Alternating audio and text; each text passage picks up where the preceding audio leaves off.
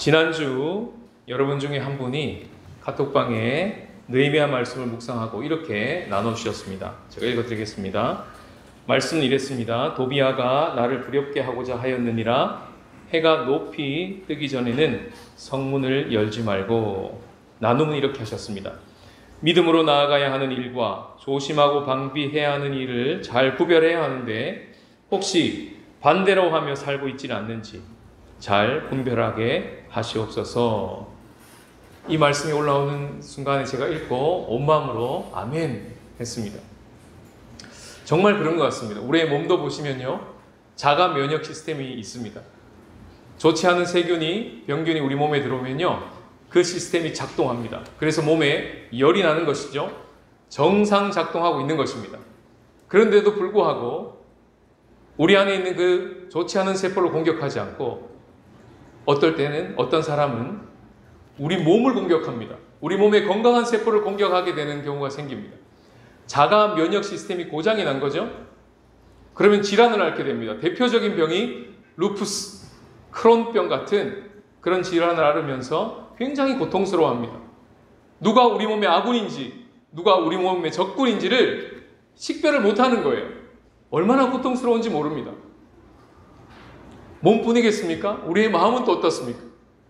요즘 우리 학생들하고 제가 훈련하는 것 중에 하나가 뭐냐면, 얘들아, 하나님이 주시는 생각과 내 생각과 사단이 주는 생각을 적어서 우리 같이 한번 나눠보자. 이걸 5주 동안 했습니다.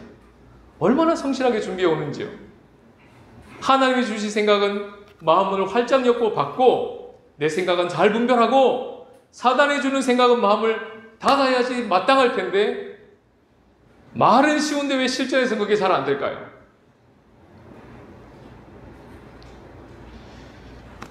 앞에 성도님의 나눔에서도 보셨지만 느헤미야서에서 성벽이 건축되고 있는 이유가 바로 그 때문입니다. 마지막 장 19절에 보시면 내가 성문을 닫고 열지 마라 하는 느헤미야의 명령이 선언됩니다. 열고 닫는 걸 위해서 만들어진 거예요. 열어야 될 때 열고 닫아야 될 때 닫기 위하여 성벽을 만든 겁니다. 문짝을 단 것입니다. 이것이 느헤미야의 핵심 메시지예요. 그것이 잘 작동될 수 있도록 기도의 성벽으로 세워져 가십시오 라고 하는 것이 느헤미야의 핵심 메시지입니다. 그래서 느헤미야는요, 동생 하나니가 왔을 때 그 소식을 듣고 슬퍼하며 수일 동안 금식하고 기도할 뿐만 아니라 수개월 동안 하나님의 신호를 기다리며 기도했을 뿐만 아니라 느헤미야는 사건이 예상보다 더 좋게 흘러갈 때도, 상황이 더 좋게 열리고 있을 때도, 때로는 아무 일이 벌어지지 않는 것 같은 그때도 느헤미야는 계속해서 기도했습니다. 그래서 느헤미야서를 읽어보시면요, 기도로 시작해서 기도로 통과하여 기도로 마지막을 결론 짓고 있는 책이 느헤미야서입니다. 무려 느헤미야의 기도문이 10번이나 수록되고 있습니다. 오늘 본문에 보시면 4장 12절에 원수들의 근처에서 살고 있는 유대 사람들 이야기가 나옵니다. 그들이요, 성벽을 재건하려고 했던 사람들 옆에 와가지고는 살살 달래는 거예요. 어떻게 해요? 야, 삽질하지 말고 우리한테로 와. 소용없어.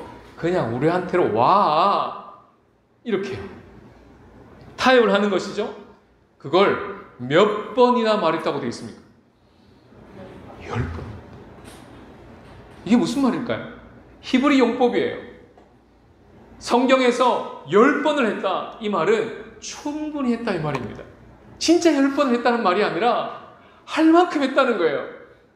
주구장창 했다는 거예요. 지속적으로 했다는 거예요. 적의 공격이 그랬다는 것입니다. 지겹도록 공격하는 거예요. 물고 늘어지는 거예요.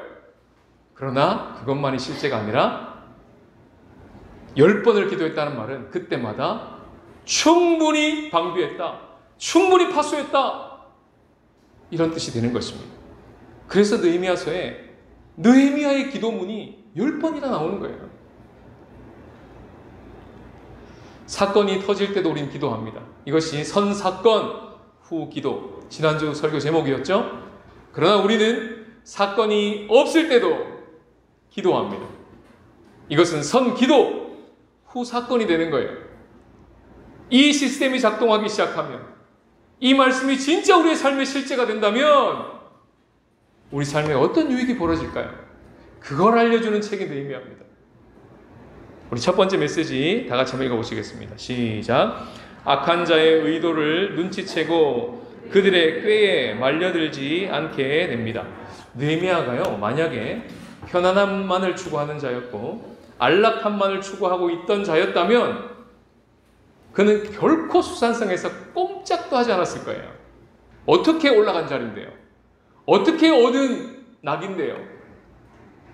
거기서 꼼짝하지 않고 자기가 누릴 걸 충분히 누렸을 것입니다. 근데 느헤미야는 그렇게 반응하지 않았어요. 그가 수산궁에 있는 이유가 혹시 이때를 위함이 아닌 줄 생각했습니다.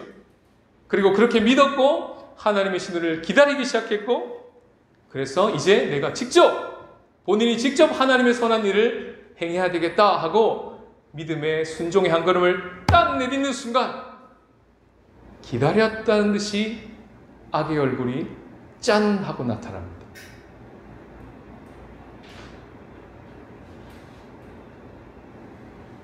그게 2장 18, 19절부터 시작되었어요. 모두 힘을 내어 이 선한 일을 하려고 하니까 어떻게 합니까? 가만히 있던 그놈들이 어떻게 합니까? 업신여깁니다. 비웃습니다. 드디어 정체를 드러내기 시작하는 거예요. 처음에는요, 업신여기는 정도였습니다. 비웃는 정도였어요. 거기서 끝날까요?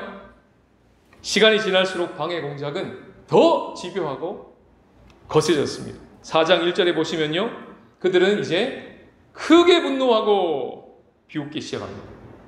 거기서 끝났을까요? 거기에 대해서 느헤미야가 막 기도로 응수하고 멈추지 않고 치고 나가니까 이제는요, 7절 8절에 보시면 심히 분노할 뿐만 아니라 어떻게 합니까? 다 함께 꾀합니다. 연합 공세를 펼치는 거예요. 집요하죠. 악의 공격이 이만큼 우리 가운데 집요합니다. 내 중심적으로 살 때는 건드리지 않아요. 그런데 내가 하나님을 위하여 뭔가 선한 일을 하겠다고 꼼지락대기 시작할 때, 사부작대기 시작할 때 악의 얼굴이 비로소 보입니다. 그 정체를 드러내는 거예요. 자, 여기에 딱 다다랐을 때 두 개 중에 한 개를 선택해야 됩니다. 계속 갈 것인가, 아니면 쉬었다가 갈 것인가. 쉬라는 사인인가, 잠깐 멈추고 고민하고 그리고 나중에 상황이 열리면 하라는 얘기인가, 아니면 이 쾅 하고 틀어막힌 이 상황을 돌파하라는 메시지인가, 분별해야 되겠죠.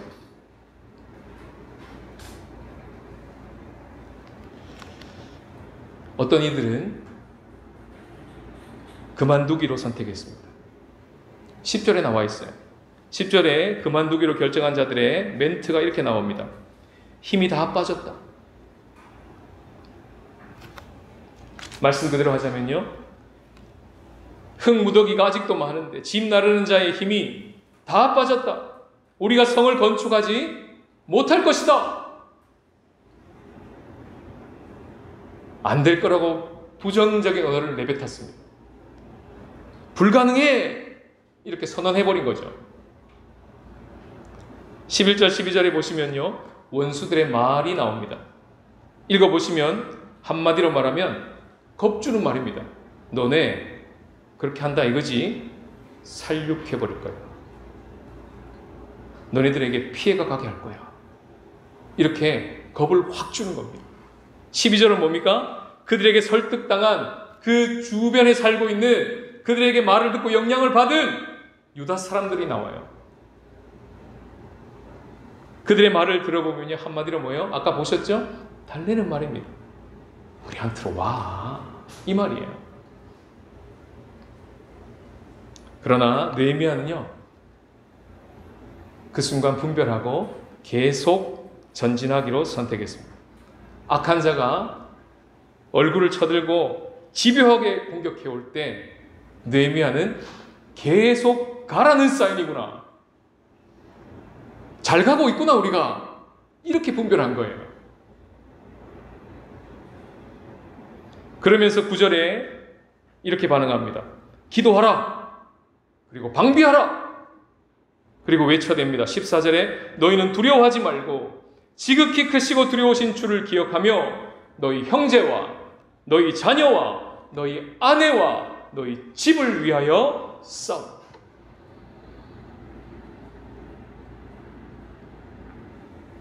그리고 이렇게 반응할 수 있었던 이유를 15절에서 알려주고 있습니다. 이걸 다 같이 한번 읽어보시겠습니다. 15절 말씀 시작.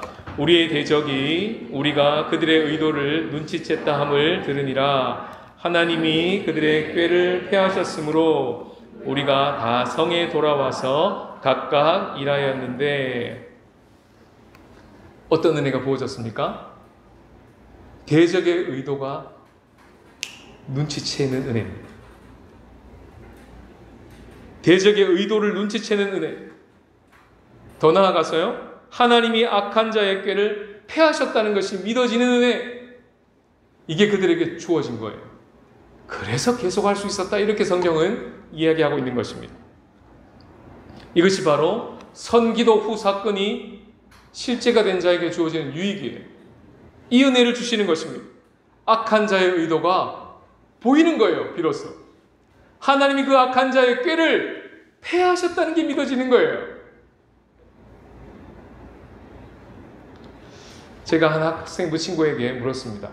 얘야, 만약에 목사님이 너네들에게 찬양팀 싱어를 시킨다면 싫어요 그랬어요. 질문이 끝나지도 않았는데 싫어요 그랬어요. 1초의 망설임도 없었습니다. 근데 그 친구가요, 지난주에 금요일 밤 12시 54분에 이렇게 올렸습니다. 말씀 묵상. 하나님은 때로 우리를 편한 자리에서 불러내 힘을 보태고 책임을 나눌 자리로 부르십니다. 비록 하나님이 불러내신 자리가 불편할지라도 순종하는 사람이 되어요. 제가 이 문자를 카톡하고 보는 순간 깜짝 놀랐습니다. 그리고 일부러 물어봤어요.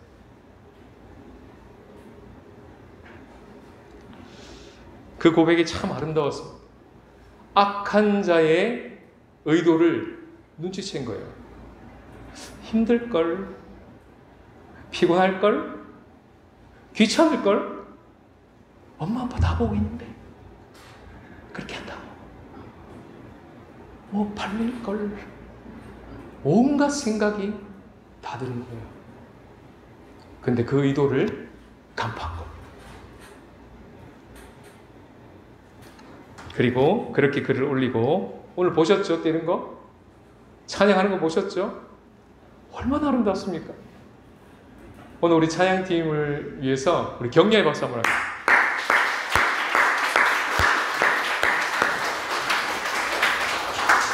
누군가가 우리 아이들을 위해서 기도한 거예요. 그래서 이런 놀라운 변화들이 일어나는 것입니다.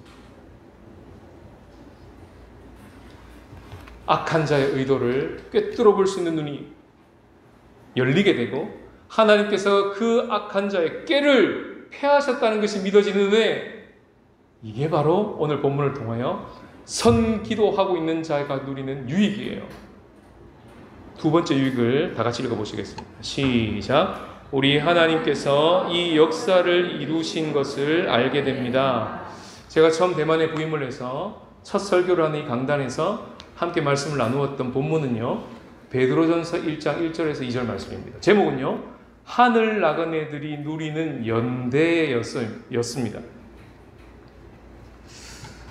목사님도 매일 말씀을 나눌 수 있는 연대 가운데 있지 아니하면 매일 말씀 묵상이 불가능하다는 게 결론이 나 있는 자였습니다.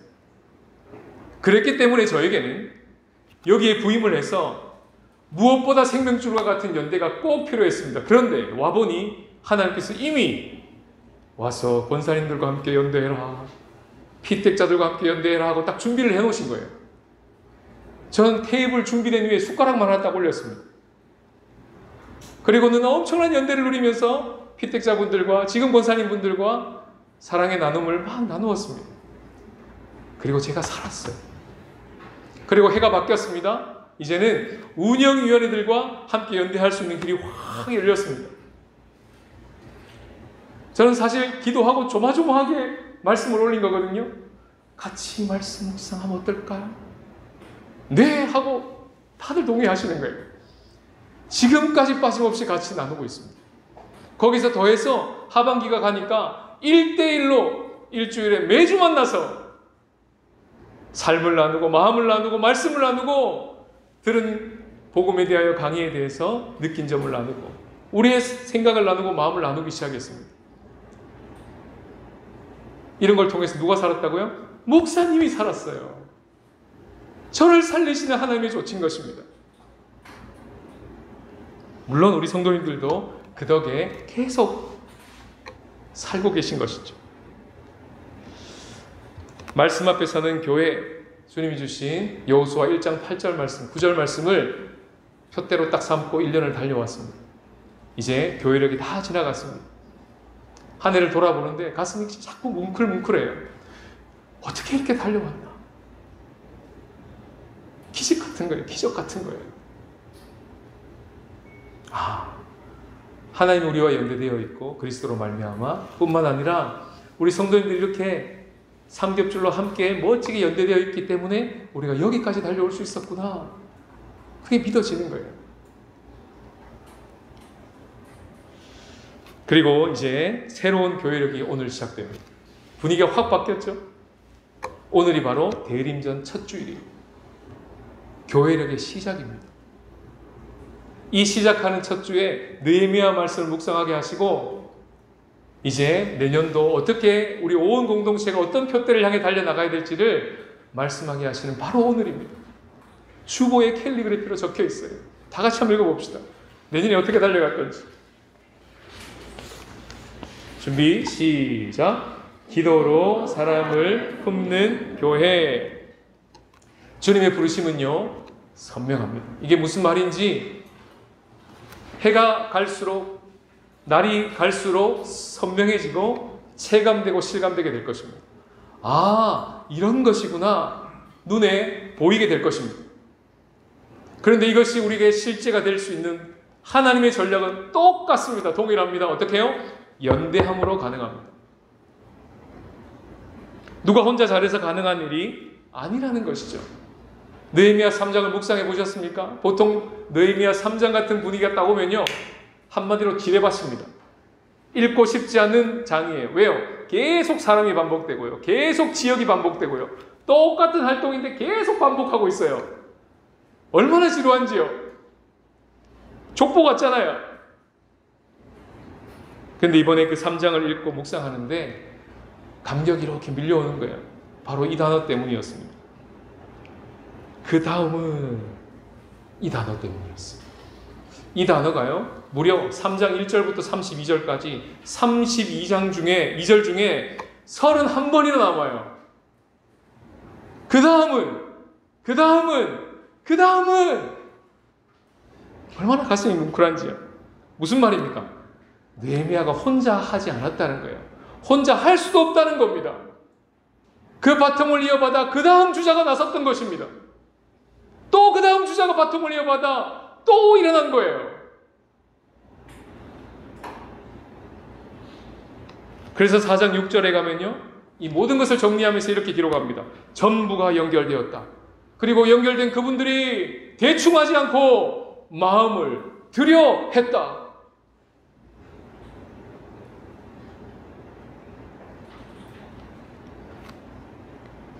여러분 도전 성교 골든벨을 지나오시면서 어떠셨습니까? 오프라인에서 연결하고요. 온라인에서 연결되고요.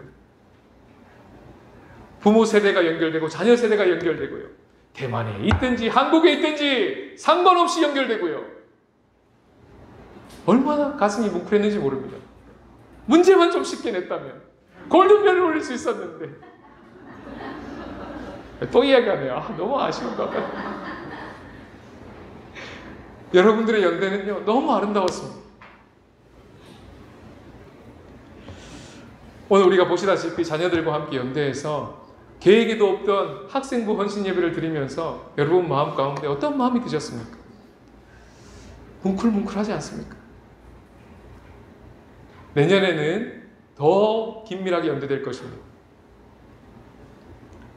우리 자녀들과 함께 기도로 사람을 품는 교회로 세워져 나갈 것을 기대하라, 이렇게 느헤미야를 통해서 말씀하고 계신 것이죠. 그런데요, 3장을 읽어보시면 이런 놀라운 연대, 이런 놀라운 감동적인 연대들이 계속 이어져 감에도 불구하고 그 가운데서 그 연대에 여전히 동참하고 있지 않는 사람들의 모습이 여전히 나옵니다. 3장 5절이에요. 그 귀족들은 그들의 주인들의 공사를 분담하지 아니하였으며. 이걸 빼놓지 않아요.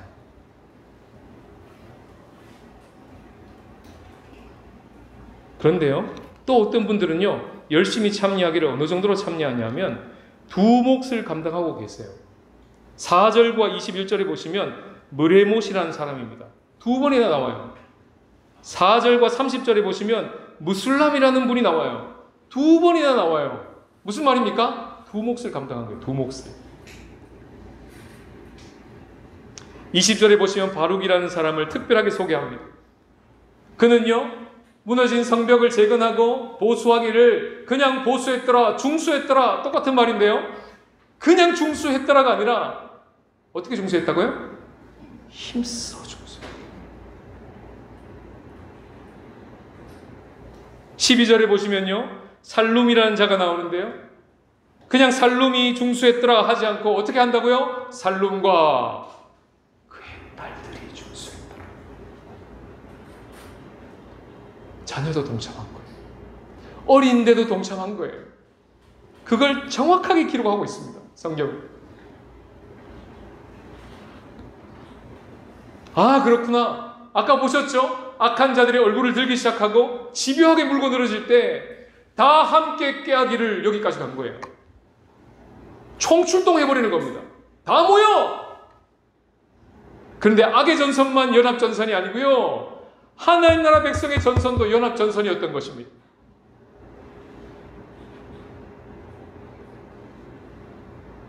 느헤미야 묵상을 하면서 3장 이후로 막 이렇게 읽어가는데요.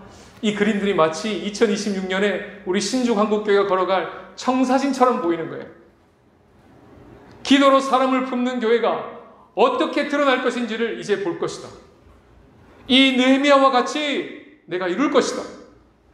그런 마음을 계속 부어주시는데요, 그것도 이렇게 딱 때에 맞춰서 느헤미야를 묵상하게 하시면서 그렇게 말씀을 계속 받으면서 묵상했었습니다.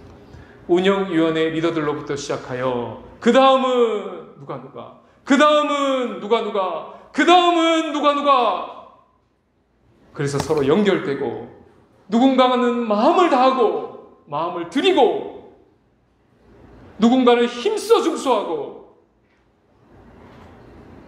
누군가는 어리지만 그 딸들도 중수하고, 목사님 제가 두 몫을 감당하겠습니다. 누구는 그렇게 나서고, 그러면서 기도로 사람을 품는 교회로 세워져 가게 하시겠구나. 우리를 그렇게 기도의 성벽으로 세워내시고야 마시겠구나. 그게 믿어지는 거예요. 얼마나 감격스러운지 모릅니다. 우리 올 한 해를 달려오면서 마지막 자락에서 뜻밖의 감사라는 것을 모두가 다 올려드렸습니다. 이제 2026년을 달려가게 될 때는 그 마지막 끝자락에서 오늘 우리가 합독하여 읽은 6장 15, 16절, 특별히 16절, 그 말씀이 우리 모두의 고백으로 올려드리지면 참 좋겠다, 이런 소망이 들더라고요. 다 같이 한번 6장 15, 16절 읽어보시겠습니다. 시작. 성벽 역사가 52일 만인 엘루럴 25일에 끝남에 우리의 모든 대적과 주위에 있는 이방 족속들이 이를 듣고 다 두려워하여 크게 낙담하였으니 그들이 우리 하나님께서 이 역사를 이루신 것을 알미니라. 이것이 바로 선기도 후 사건을 경험하는 자의 고백입니다. 우리 하나님이 이 역사를 이루신 줄을 알미니라. 이 고백이 우리 입에서 터져 나올 때 하나님 얼마나 기쁘시겠습니까?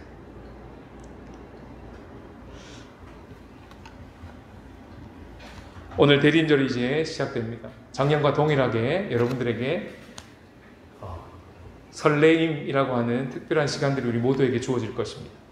그것은 바로 2026년 새 약속의 말씀을 뽑지 않고 여러분들이 우리 모두가 함께 주님 앞에 나와 한 달 동안 기도하며 그 약속의 말씀을 받아 누리는 시간입니다. 오늘 설교 후에 이 설레임 카드가 준비되어 있습니다. 각 가정당 한 명씩 대표자들이 나와서 받는 시간을 갖게 될 텐데요. 바로 이 선기도 후 사건을 경험하는 첫 번째 자리가 될 것입니다. 새 약속의 말씀을 받는 그 자리가 바로 첫 번째 자리. 그런데 올해는요, 하나가 더 있어요. 말씀만 잉태되는 성탄절이 아니라 이제 우리 마음에 하나님이 연결시켜 주시는 사람이 잉태되는 크리스마스가 될 겁니다. 사람과 사람이 연결되고 사람을 품고 내가 섬길 자를 누군지를 발견하게 되는, 그래서 내 마음에 잉태하게 되는 마리아처럼 그런 은혜를 우리 가운데 주시길 원하세요. 그게 어떻게 되지? 하는 건 25일 날 오전 11시에 성탄절 예배 오시면 알게 되십니다. 자, 이제 말씀 다 전했습니다. 이제 우리가 반응할 차례입니다. 이 말씀 앞에 마음의 문을 여시겠습니까? 아니면 닫으시겠습니까? 우리 문은요, 참 많이 오작동했습니다. 열어야 될 때는 닫아버리고요, 닫아야 될 때는 덥석 열어가지고는 닫아버렸습니다. 그랬던 우리입니다. 그래서 예수님께서 우리의 문으로 오셨어요. 복음 메시지 다 같이 한번 읽어보시겠습니다. 시작. 내가 문이니 누구든지 나로 말미암아 들어가면 구원을 받고 또는 들어가며 나오며 꼴을 얻으리라. 내가 온 것은 양으로 생명을 얻게 하고 더 풍성히 얻게 하려는 것이라. 느헤미야보다 더 좋은 기도자가 오셨습니다. 누구십니까? 예수 그리스도십니다. 그분은 우리의 문으로 오셨어요. 망가진 우리의 문을 가지고 있는 자를 위해서 그 문으로 오셔서 여기를 통과해라. 여기를 통과하는 자마다 날마다 구원을 얻을 것이다. 그리고 생명의 말씀이라고 하는 그 꼴을 얻어갈 것이야.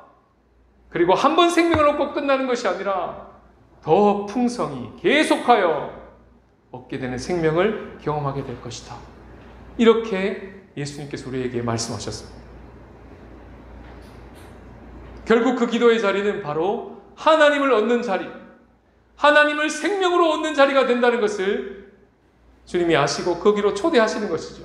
우리는 하나님이 주시는 무엇이 관심이 있는 것인데 그것도 우리에게 주시지만 기도의 자리에 들어가면 들어갈수록 진정 우리에게 필요한 것은 하나님 그분이시구나. 그분을 구하고 그분을 얻는 자리가 기도의 자리구나.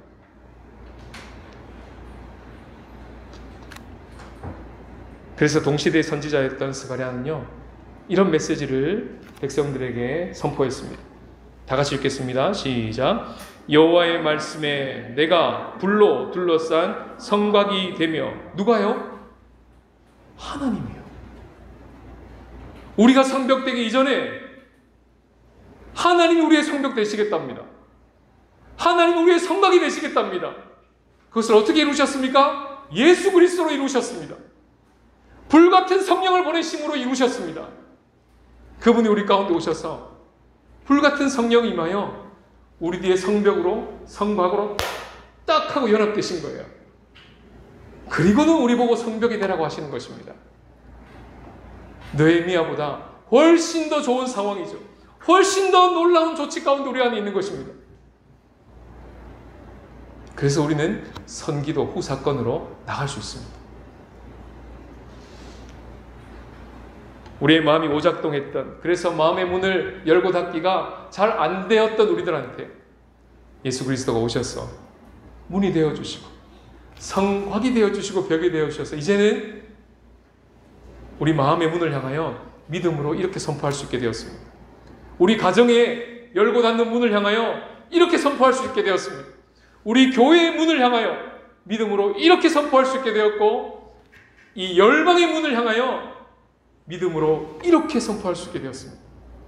그 놀라운 믿음의 고백을 찬양으로 올려드립시다. 함께 응답의 찬양 함께 하시면서 나가시겠습니다.